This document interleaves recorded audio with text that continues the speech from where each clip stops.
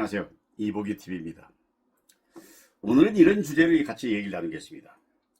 노후에 자식의 돈을 내 돈으로 착각하고 그걸 기대하는 것은 부끄러운 일이다.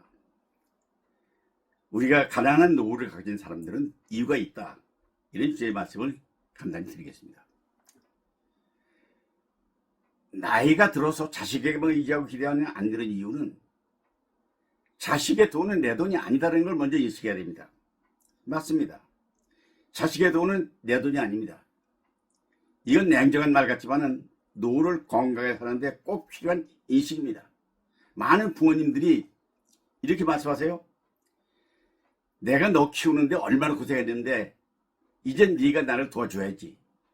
하지만 세상은 어느덧 바뀌었고 자식들도 자기 먹고 살기에 바쁜 시대입니다. 자식에게 기대해 시작하면 나도 모르게 자존심도 무너지고 자식과의 관계도 멀어지고 1세대가 늘어나는 거 40%는 다 이렇듯 결과입니다. 자식도 부모를 돌보지 않습니다. 노후에 이렇게 마음 먹는 게 좋습니다. 자식이 기대하지 않고 살아야 자식이 더 오래 행복할 수 있습니다. 내가 경제적으로 정적으로 독립해야 자식도 나를 존경하고 도움이 필요할 때 기쁘게 손을 내밀 수 있습니다.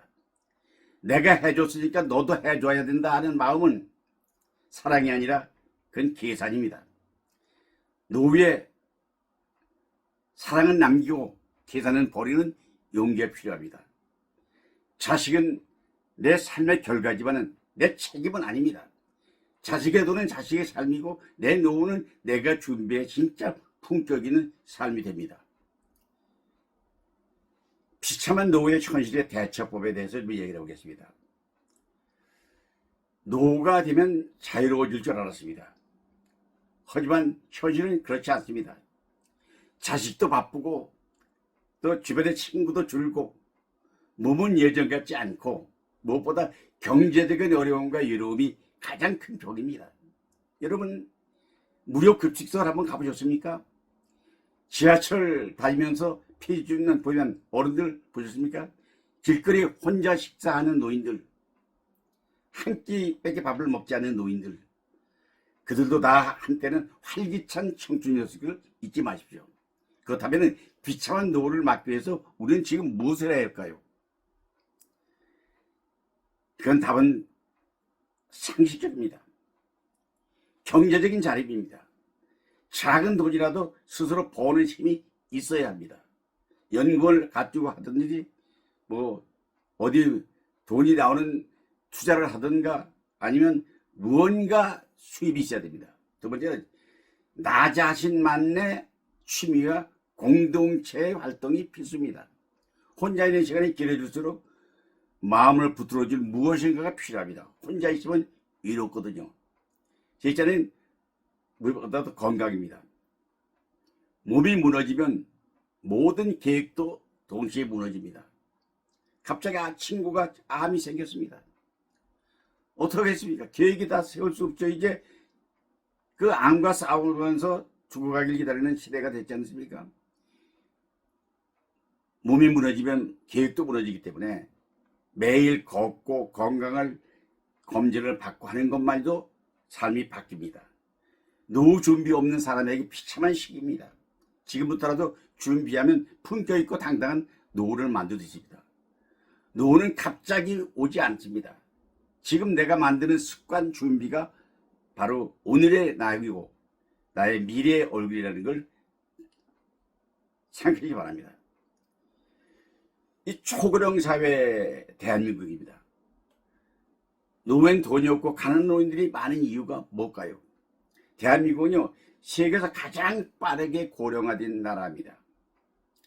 고령화 사회는 65세 이상이 7.2%일 때 2000년도입니다. 고령 사회는 2017년도에 14.2%가 65세 이상입니다. 2025년 금년도에는 전체 인구의 20% 이상이 60세 이상 노인이라고 예상됩니다. 초고령 사회가 된 거죠. 이 진입된 것은 노인이 수명이 길어지고 출산율이 0.7% 이하로 되니까 빠르게 초고령 사회가 되는 것은 상식적인 얘기지 않습니까? 그런데 문제는 많은 노인들 중에 상당수가 빈곤과 위로에 시달려 있다는 것입니다. OECD 기준으로 보면 노인 빈곤율 1위가, 노인 자살률 OECD 가운데 1위가 바로 자랑스럽게 부끄러운 대한민국입니다. 1위가 많이 있지만은 빈곤율, 자살률이 제일 있는 건 부끄러운 일입니다. 무려 40%에 가까운 노인들이 상대적 빈곤 상태에 놓여 있습니다. 우리는 왜 이렇게 가난한 노년을 맞이하게 됐을까요? 그 이유를 알아보겠습니다. 지금 노인들이 부모에게 부양의 의무를 이행한 마지막 세대이고 부양받지 못한 첫 세대라고 합니다. 그래서 샌드위치 세대라고 말하는 것은 바로 그런 의미입니다. 가난한 이유를 한번 볼까요? 첫째가 짧은 노후 준비 기간입니다. 대한민국은요, 도시화 산업화가 빠르게 진행됐습니다. 60, 70년대 대부분 일찍 사회에 뛰어들어서 늦게 퇴직했습니다. 하지만 공적 연금 제도는 늦게 시작됐죠. 예를 들면 국민연금이 본격 시행한 것은 1988년도입니다. 그나마도 초창기에는 가입자도 금액도 기간도 충분하지 않았기 때문에 이때 가입하지 않은 사람이 많이 있습니다. 한 번도 경험이 없는 사회에 진입해서 정부도 일반 국민도 당하기 마찬가지입니다. 그래서 퇴직 후에 꾸준히 수입원이 없고 쌓아둔 자산도 부족한 것이 현실입니다. 노후에 사람에 따라서는 고요한 재난이 될 수도 있고 조용한 축복이 될 수도 있습니다. 당신의 선택이 미래를 바꿉니다. 두 번째, 가난한 이유를 따져보니까 자식 중심의 문화였습니다. 과거에는 이렇게 생각했습니다. 자식을 키워놨으니까 노후에는 자식이 책임지겠지. 하지만 지금은 시대가 달라졌습니다. 자식도 자기 먹기 힘든 바쁜 시대입니다. 취업남, 주거남, 육아 부담까지 떠안은 세대에게 노후의 부모까지 노후 책임지기를 바라는 것은 현실적으로 무리입니다. 그런데 아직도 많은 부모들이 자식에게 의지하려는 마음을 버리지 못하고 있습니다. 그래서 노후 준비를 소홀히 하게 되는 것이죠. 원망해봐 소용없습니다. 장남에게 재산을 모두 물려주고 장남이 부양의 의무를 지고 농사짓던 땅 장남에게 주고 장남이 한 5년간 부모 모시던 시대는 이제 지나갔으니까 이제 수명이 늘어났잖아요. 이제 책임이 분산돼서 전통 문화는 파괴됐습니다. 가난한 이유의 세 번째는요, 자산은 있는데 현금이 없습니다. 우리 집 아파트가 10억 간다. 땅도 좀 있어. 이런 분들 많습니다. 집을 있고 자산이 있는데 유동성 자산이 돈이 없습니다. 그런 노인이 많습니다. 집값은 올랐지만 그런 걸 팔 수도 없고 활용할 수도 없어서 생활비는 늘 부족한 상태로 살아갑니다. 집을 담보로 해서 융자받기는 쉽죠. 그런데 이자를 갚느라고 허리가 휘청합니다.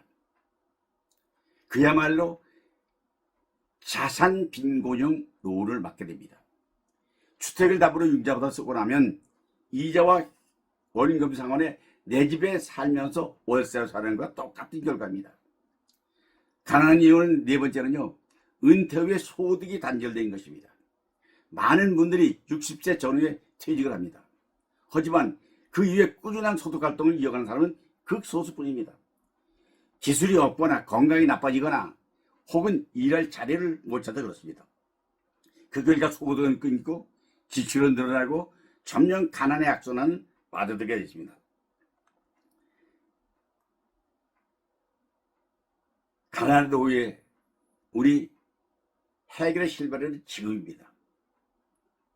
이제 현실을 지키셔야 됩니다. 노후는요, 국가도 자식도 과거의 명함도 과거의 영광도 책임져 주지 않습니다. 지금부터 준비해야 됩니다.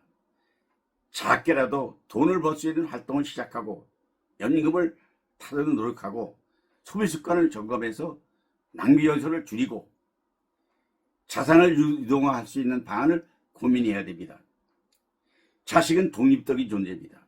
기댈 대상이 아니라 응원할 대상이 되어야 됩니다. 무엇보다도 중요한 건 정신의 독립입니다. 내 삶을 내가 책임진다는 철학이 가난한 노후를 피할 수 있는 첫걸음입니다.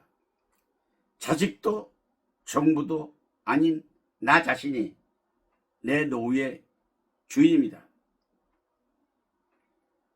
이제 정리해야 되겠습니다. 노후에 자식에 의지했던 자식의 돈을 내 돈으로 착각하는 것은, 기대하는 것은 부끄러운 일이라고 말씀드렸습니다. 가난한 사람은 이유가 있습니다. 이제 이유를 알았다면 지금 퇴직을 앞둔 분들, 이모작을 시작하려는 사람들에게 이 가난한 이유를 잘 들어오시고 나는 그 굴레에 벗어날 수 있도록 지혜를 짜는 것이 지혜입니다.